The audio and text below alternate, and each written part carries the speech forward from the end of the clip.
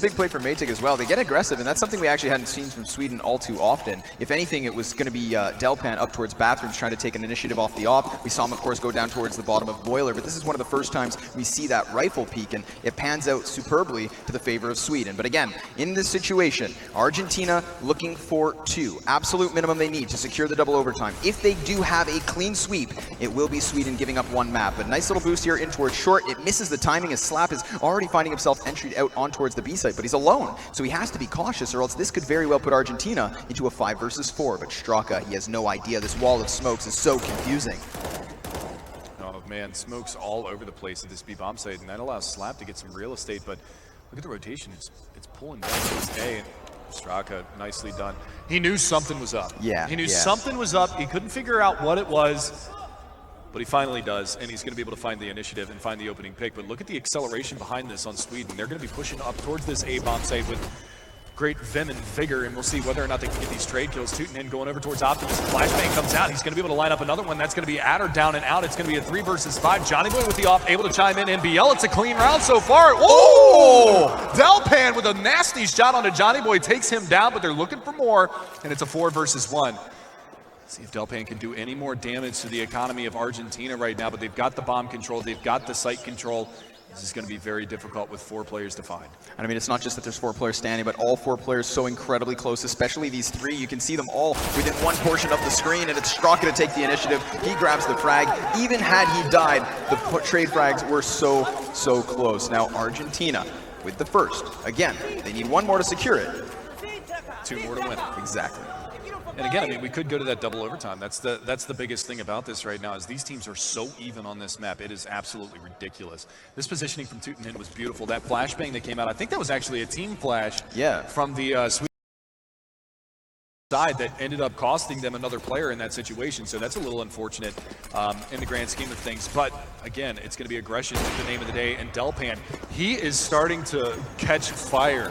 I mean, our analyst said X Factor's Delpan, X Factor Johnny, and both these players have yet to disappoint here on the first map. It's 17-17, tied at all, and now a player advantage to the favor of Sweden. Remember, of course, that Argentina won their second round in order to dodge that economic issue, and now it's going to be Sweden looking to do the exact same thing. But Tommy with a bit of an initiative here inside of the short tunnel, Straka nearby to support, and even over here towards A, we have players in forward positionings, not necessarily sitting on the site incredibly passively, but rather still this middle ground where they can make a play if need be. Yeah, and you can actually see this positioning from Straka. He picks up the op off of Johnny, so this is going to be interesting to say the least. He's got a bunch of players that are going to be around the corner, and Tommy's going to have to hit some shots if they do push out through the subway door. This is actually going to be very scary if they do bombard him, because they could find the 2-man advantage going forward into this, and they are going to start to push in, and that's going to be Straka. Actually, he's going to be able to line up one, lines up a second one, and Tommy coming in when they need him the most.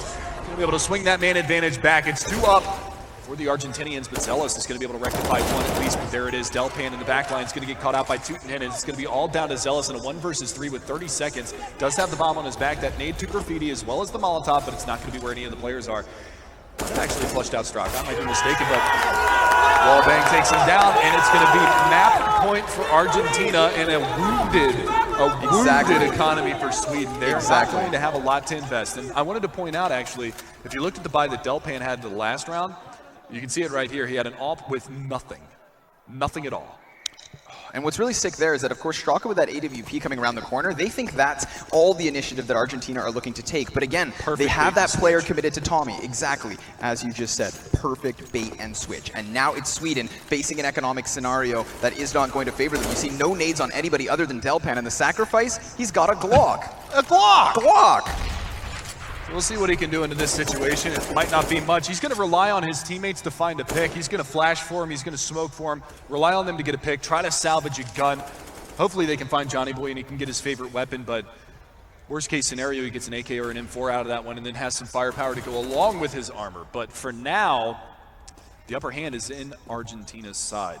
Exactly, and I mean, in the first opening round of the CT half for Argentina, we saw that nade usage as Sweden tried to split onto the A site, the Molotov splitting up the initiative on towards long, and then of course the flashbangs just slowing players down towards bathroom. So the fact that they don't even have to use their nades to counter that of their opponents, but can use them at their own discretion is a very strong advantage here for Argentina. So the Molotov going to be going down towards bathroom, that of course cutting off one avenue, and just like in the previous round with Straka, it's going to be Johnny Boy this time with the op play, holding the angle, but falling back now. He's got to be cautious, of course, but 2-10 over here towards long. He should be able to clean that up, and he does exactly that.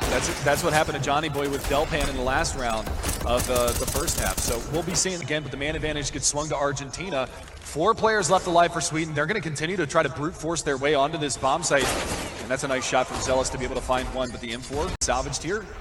Tutin at long range will be their insurance policy, slamming through. Johnny Boy finds another one, swinging that man advantage back, going for the deagle. He's going to find a second. Can he get a third out of it? Yes, he can!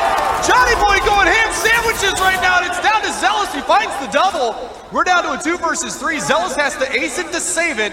And that bomb, 4 seconds left. Does he have time? He should be able to just get it down, but there it is! Straka comes around the corner, and Argentina take map number 1 in overtime, 19-17.